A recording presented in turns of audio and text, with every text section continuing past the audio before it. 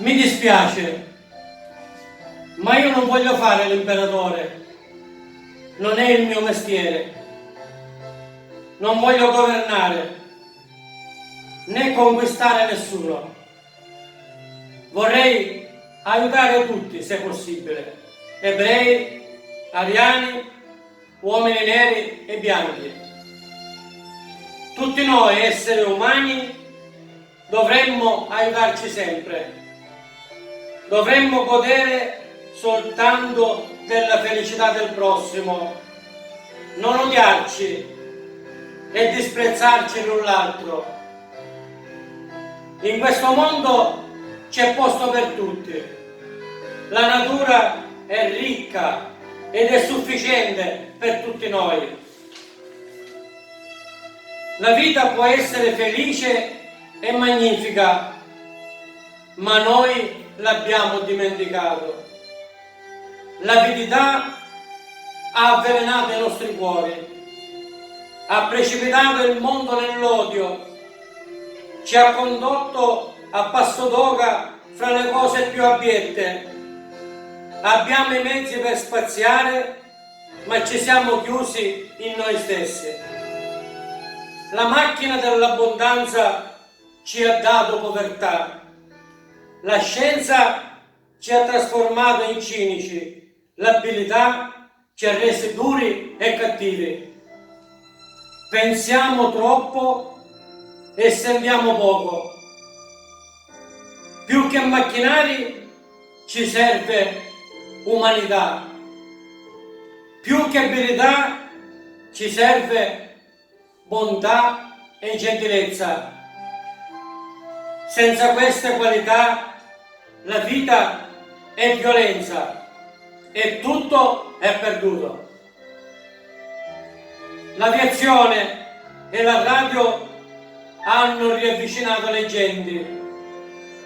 La natura stessa di questa invenzione reclama la bontà dell'uomo, reclama la fratellanza universale, l'unione dell'umanità. Perfino ora la mia voce raggiunge milioni di persone nel mondo, milioni di uomini, donne e bambini disperati, vittime di un sistema che impone agli uomini di torturare e imprigionare gente innocente. A coloro che mi odiano io dico: non disperate. L'avidità che ci comanda è solamente un male passeggero. L'amarezza di uomini che temono le vie del progresso umano.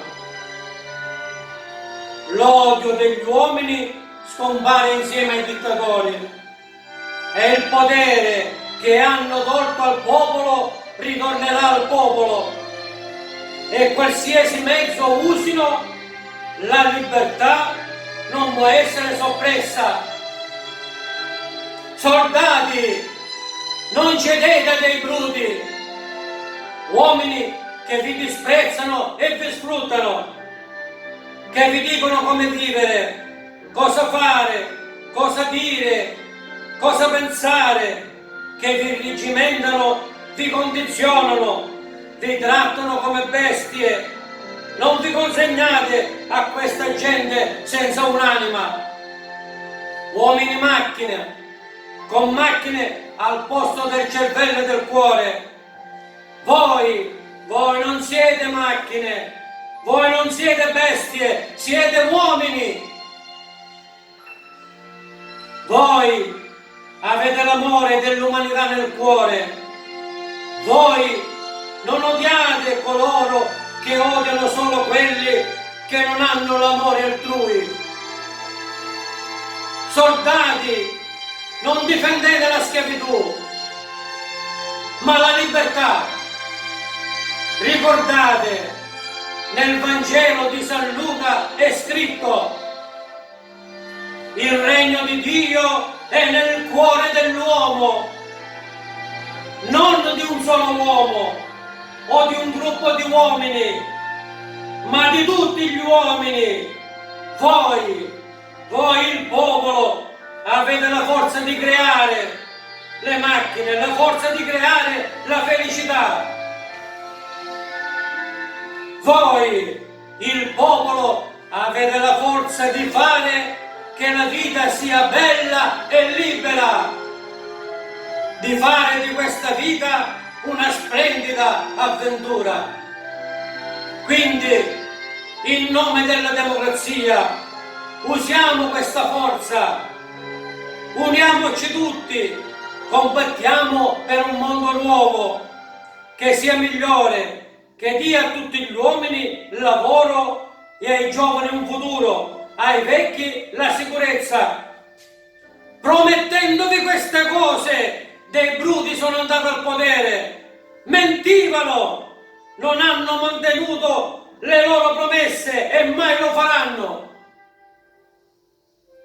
I dittatori forse sono liberi perché rendono schiavo il popolo. Allora combattiamo per mantenere quelle promesse, combattiamo per liberare il mondo, eliminando confini e barriere, eliminando l'avidità, l'odio e l'intolleranza.